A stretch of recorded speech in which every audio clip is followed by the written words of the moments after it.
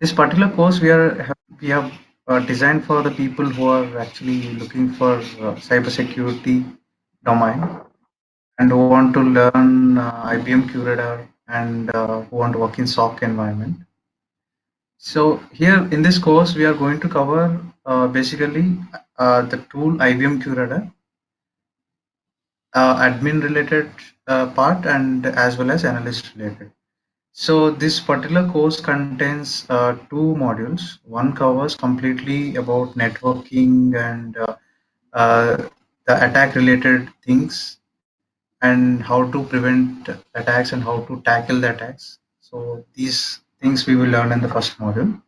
The second module will cover how to utilize the SIM tool to actually mitigate these particular attacks or to identify these attacks, and we will also look into the incident response plans, how actually we can detect and prevent these particular attacks.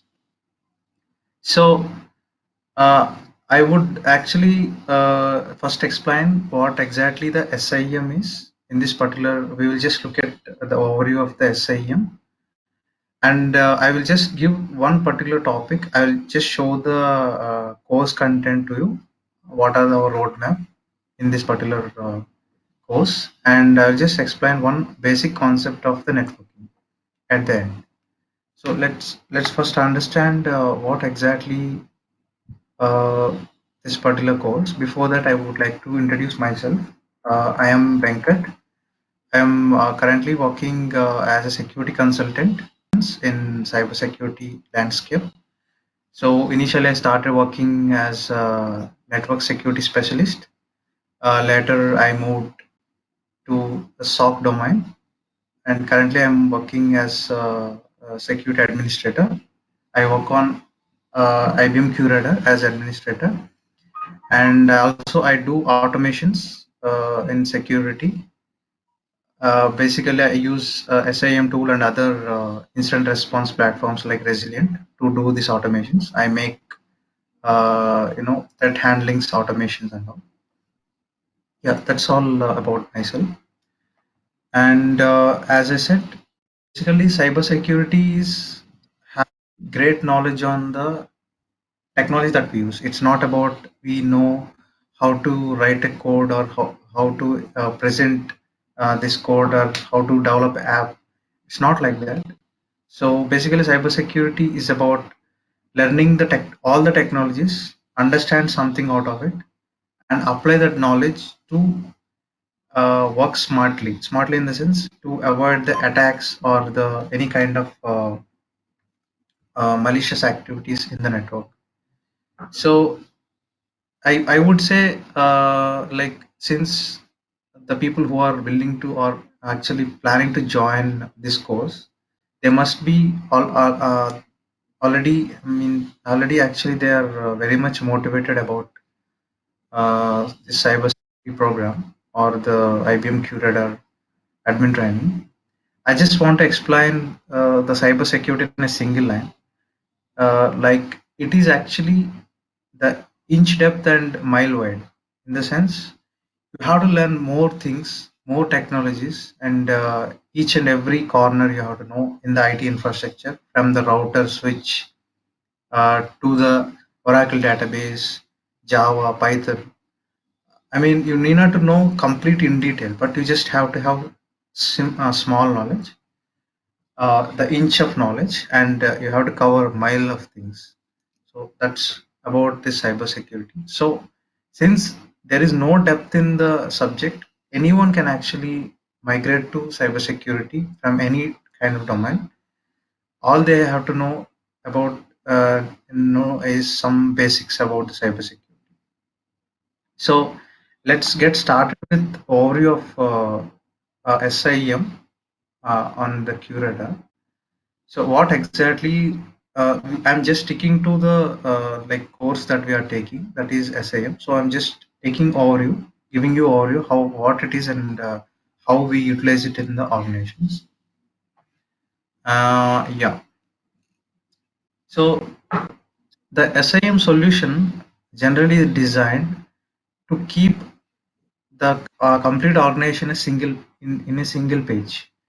So in organization, we have very much complex infrastructure. Like we have different departments like HR department, technology department, and sales department, and other things like internal teams will be there. And we have different infrastructure like we will have firewalls, routers, workstations, switches, IPs. Apart from these, we have different things like when you enter into the organization, we will be actually punch in and go into the organization. We'll show our ID card, and that card reader will detect it, and it will allow us to go inside the organization. So whatever may be the device, so if we are having that device information with us, and if we fail to monitor what is happening in the organization, there is no point actually in having such a big organization and you don't know what is happening within the organization.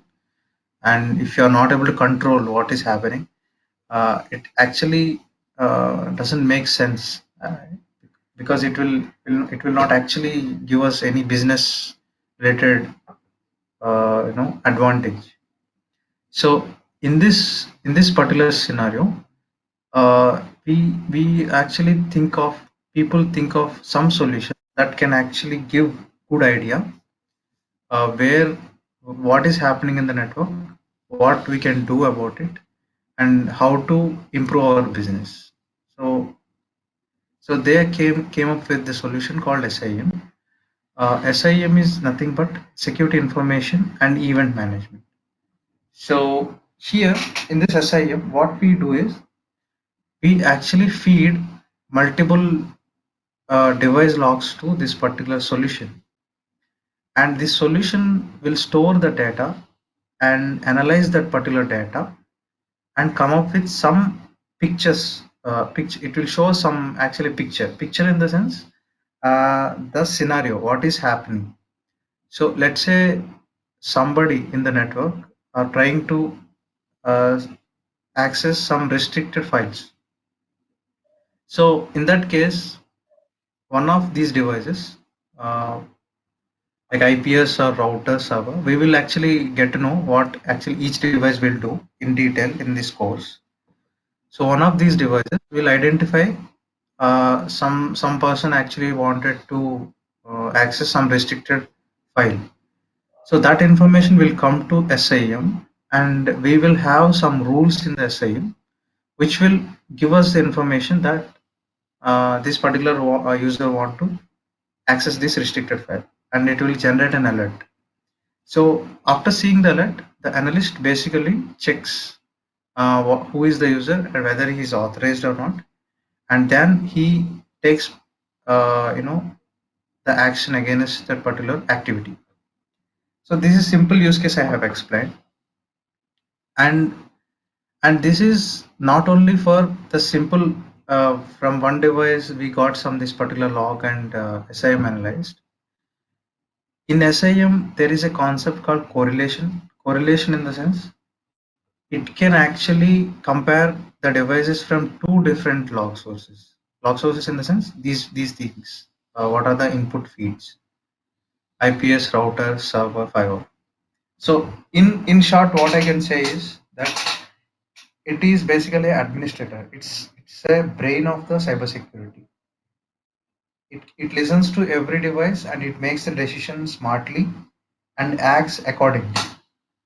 In the sense, it will prevent the attacks. It will actually alert us what is going on in the network and everything. So since I said, having said that, this is the brain of the cybersecurity or brain of the information security, we have to feed a lot of intelligence to this particular tool in terms of rules, in terms of threat intelligence. So many input feeds we have to give. So these things we are going to learn in this particular module. So how to give the intelligence to this tool to identify the attacks, how to give the threat intelligence feeds to this particular tool to content, increase the content in this particular SIM tool. So to prevent the attacks and other things within the organization, one must have before using the SIM, one must have the basic knowledge. What is a network? What are these devices? And what are the types of that are what are the types here? I'm not telling something technically anything. I'm just giving some brief info about the Oh, function of the SIM.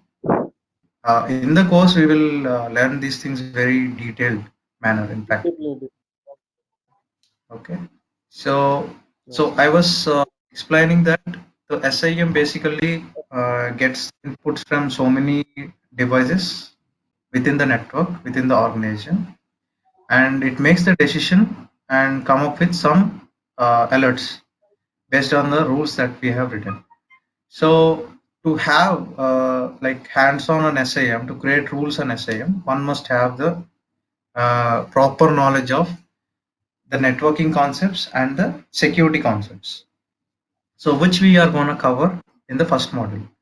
So in the second module, we will be covering the other things about the SIEM, curator installation, setting the SIEM solution and sending the logs to SIEM and creating rules. So some of the capabilities that we can see SIEM are these are the capabilities. I just want to explain some of these.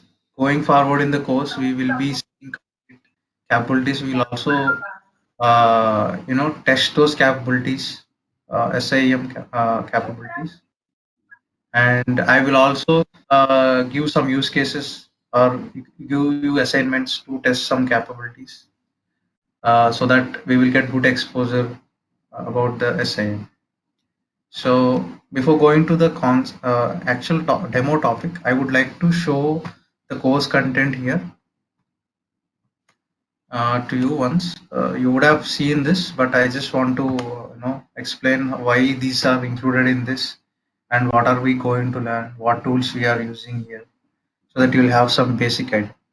So in this first module, basically we will be covering complete networking concepts, including IP header. What is IPv4 addresses? What are these classes and how the IP classifications?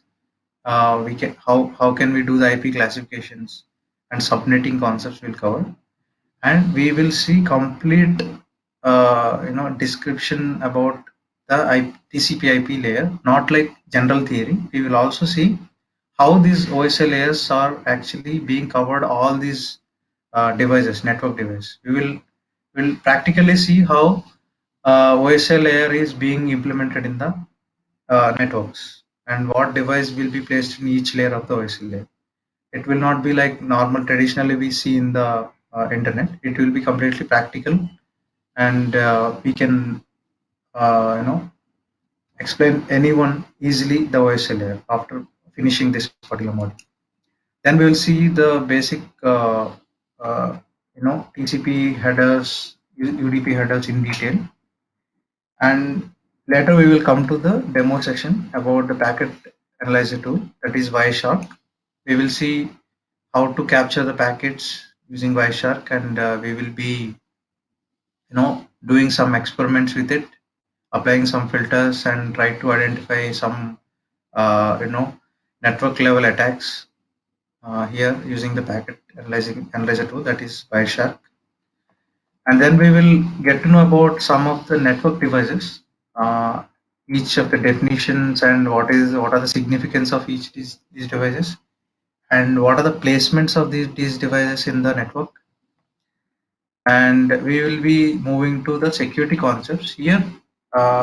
This particular topic is very much important for the person who want to get into the cybersecurity, since here we will be discussing about complete malware types, and we will see some of the real-time attacks that are happened in real-world attacks. We will be discussing those, and we'll try to replicate those in the lab as well, and we will see the behavior as well.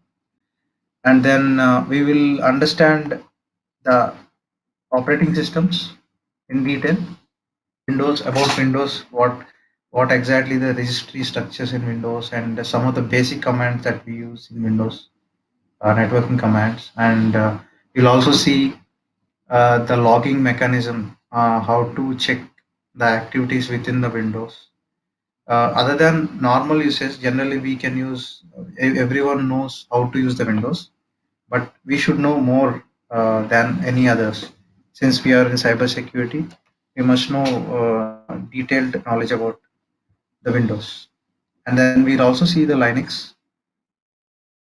Most of the people like doesn't use Linux, but we as a cybersecurity professionals must know basics about Linux, because we will be working more on Linux only.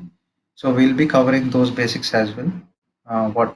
What these particular Linux explains to us, and how to, and we will also compare the difference between the Linux and Windows. So yeah, that will actually give us good knowledge about Linux operating system. And later we will see different concepts in cyber security, that is security concepts. So here we will be discussing about the vulnerability, threat, risk, and some of the concepts that will be useful to analyze a incident. Incident means an attack. To analyze an attack and mitigate attack from the network. So having this particular basic knowledge is must and should. And with this knowledge, we will be moving to the this particular QRadar topics. So in this QRadar, first we will be covering theory, what is exactly the QRadar architecture, and how this particular QRadar features of the QRadar, and then we will be moving to the practical. In practical setup, we will be setting the lab in our laptop using virtual machines, VMware, and we may have to go for creating the IBM Curator trial account also. Uh, so using that we can practice everything that we have discussed in the theory. And once you get the hands-on, complete hands-on on this particular Curator, so we will be I will be sending some real-time logs using script to the Curator. So I will be creating an environment which looks exactly as the organization, how this particular organizations will have different log sources.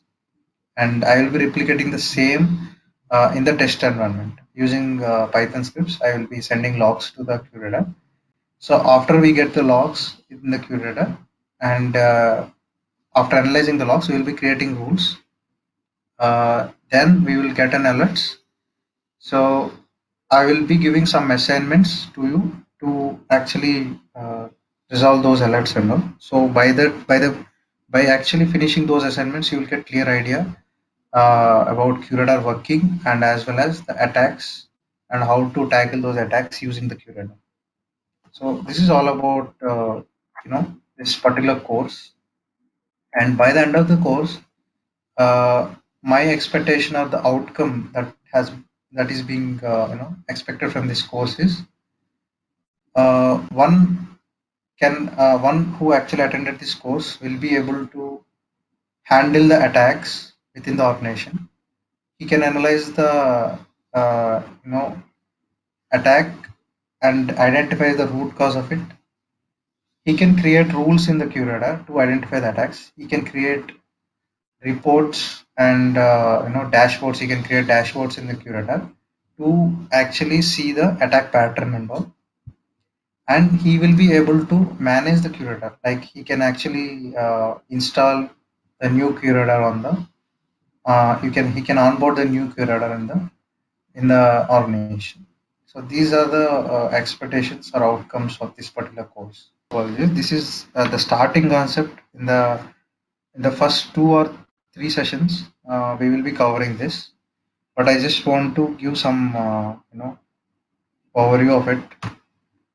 So what are the network topologies and all? So basically, we all IT people, like whoever want get into the IT, will be working on any kind of electronic device. It can be tab, it can be mobile phone, it can be the laptop, it can be the desktop. So everyone are interconnected using a network. So one has to have very good knowledge about networks and network topologies to handle the attack or to handle the any kind of situation in the cyber security. So this is a very basic concept we will be covering. So this network topology is basically the schematic description of a network arrangement, in the sense how the devices are arranged and what is the architecture of each and every device that are present in the network. So this topology will explain to us. So before going into the topology types, so this topology concept has been evolved from very long back. So initially, the very basic topology is like connecting two devices with single wire. Like you might have heard about walkie-talkies, right? Like people used to just connect simple wire with the phones and all. So that is simple topology. So it has been evolved from that point to like very advanced level till now. So having that, we will be starting with the basic one, that is bus topology. Here, there will be a simple cable. To this cable, we will be actually, attaching the systems or devices that we have. So whenever it want to send request to the internet, it has to send via this cable, and it will go to the internet. Or if it want to communicate with this device, the request will go like this and reach to this particular device. So this is basic simple topology. So this topology has some advantages as well as disadvantages. So I will not be talking much about advantages, because right now very less people or less companies are using this particular bus topology. So I will be talking about the disadvantage. That is, if you see the architecture here, suppose if this particular device want to communicate to this is the only line that is available. So if this particular line breaks, the complete communication will go off in this case. Okay, so this particular topology fails in that case. So we cannot use this particular topology, since if this particular line cable goes off, the complete communication between these devices will go off. So bus topology is that very simple and very cost effective, but it fails in maintaining the stability. So we have to find out some other topology to overcome these particular disadvantages. One more major disadvantage about this bus topology is the traffic. If suppose these three devices want to communicate with the internet that is present somewhere over here. So on this particular cable has only capacity of bearing 1 MB of data, but these three devices are sending each 512 kb. So the in sum it will be 1.5 MB of data should be able to this particular data 1.5 MB of data should actually transfer through this network, but this has a capacity of only 1 MB. So in that case, this topology fails because it can't be able to carry that much of data. So we will have to go to the ring topology. In ring topology, the arrangement will be like this. So here, a dedicated line will be there for each system. So one can actually send, uh, 1 MB data, whatever it is, they can send freely, uh, not like before there is bus topology, right? So in that bus topology, we had that constraint. So ring topology will be arranging like this, but it also has some drawbacks. So if in this ring topology, if this particular computer fails, or NIC attached to this particular computer fails, the complete ring will break actually. This particular chain will break and communication will go down. So that's the limitation for the ring topology. So in star topology, we will overcome that particular problem, because in ring topology, one system fails, the complete network goes off. But in if you see here star topology, if this particular system goes off, we don't have any dependency on this line. This line will go inactive, but these three lines will be active. We'll be able to communicate with each other very effectively. But if you observe here, there is one particular device here, that is hub. So this hub basically, gives enables these three systems communicate with each other. So we will be looking into this hub. What is this hub and what is the functionalities hub in this coming sessions. Uh, and this is very basic concept. I'm just explaining more detail because since it is very much needed for the further classes, and also you are new to the cyber security. So and yeah, that's about the star topology. And only the constraint that it has is it is expensive because we are using the hub. So in mesh topology, like since the last 20, so 15 to 20 hours will be covering only the security concepts uh, about the analysis part, and remaining 20 to 25 hours completely about the QRadar installation, QRadar configurations. You will get good hands-on on QRadar. As we are discussing about star topology, star topology has only one disadvantage, that is the costing. So here we are including hub actually. So this hub basically involves some costing, though it has advantages over the ring topology. Uh, to overcome this particular costing, we will be going for the mesh topology. Here we will not be using any of the external devices like hub. We will be using cables only to connect all the devices uh, with each of the device. So here, these particular cables we will have to use. Uh, like every device should be able to communicate with other device using these cables. So if you take this leftmost device, this can directly communicate to this device using this cable. This can directly communicate with this device using this cable, and this can directly can communicate with this device using this cable. So there is a dedicated channel for each and every device. So this actually solves the problem of costing as well as the network limitations. And there are methodologies that how the traffic is being transmitted within this mesh topology. There will be two methodologies. One is routing and the one is spreading. So routing, in this routing, the every node will have some logic how to send the packet. Let's say in this example, this particular device want to send this device, leftmost device want to communicate with this diagonal device, another device. So it can directly communicate using this cable, and it can also communicate using this path. It can also take this path to communicate with this device. So there are three paths are available. So this device has to decide which path to be used.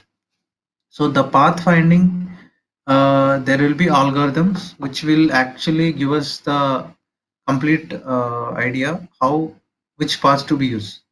To take an example, we will use the Google Maps to reach the destination. So Google Map generally use some methodologies. It can take shortest path to reach the destination. It also analyzes the traffic, or if there is any roadblock in that particular road, it just take the diversion and shows the best way to go to the destination. So similar way here also, though we have three paths available, it will take one path which will enable the packet. That packet means the data to reach the destination very fastly. So in the routing methodology, it uses that kind of algorithm.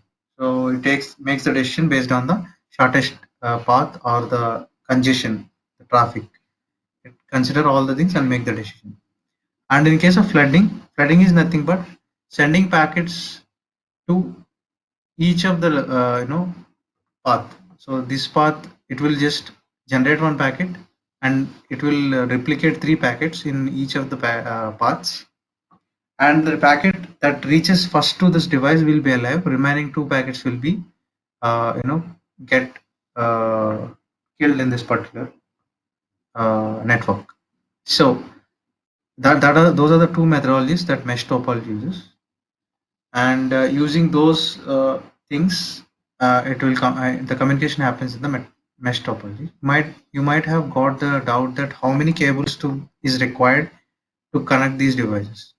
So let's say we have n number of devices in the network. So we need actually n into n minus 1 divided by 2 number of cables we need actually. So in this case we have four devices.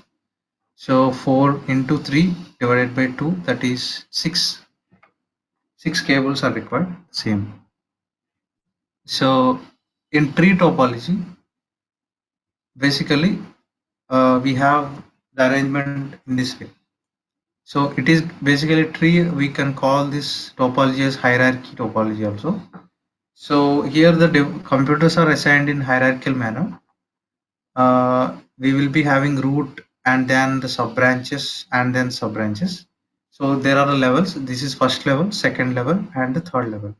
So this kind of tree topology helpful in implementing in organization, since in organization we will have different departments. So we can give this branch to one department and this branch to one department.